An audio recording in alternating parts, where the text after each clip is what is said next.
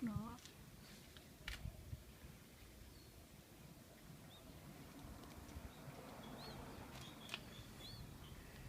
Giao con chút nữa xong rồi mày ẩm lên cho coi. Đây xe đạp đỡ trước đi.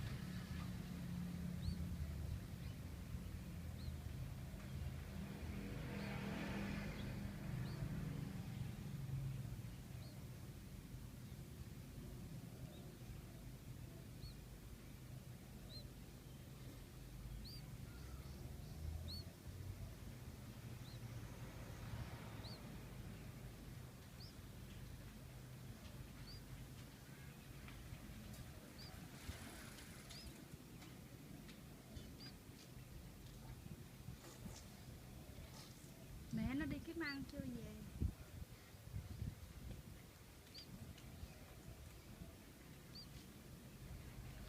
Không biết làm gì thế. Đang vi. Cái gì mà nó đuổi lại. Con lên xe có gì rồi. Con chạy xe đi một chút mày che mày ẩm lên cho coi là.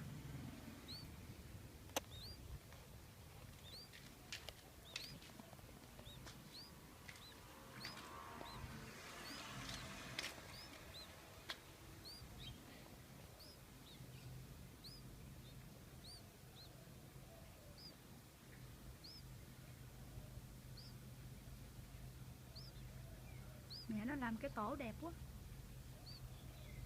Vậy nó làm cái tổ đẹp lắm sao? Thì cũng thấy cũng đẹp chứ. Không biết là mẹ nó sắp về rồi chứ ta. Gì đó Cái gì? không biết. Gì đó? Cái gì đó con biết rồi. Tôi kệ xe đạp đi. Những đoạn này đi cho.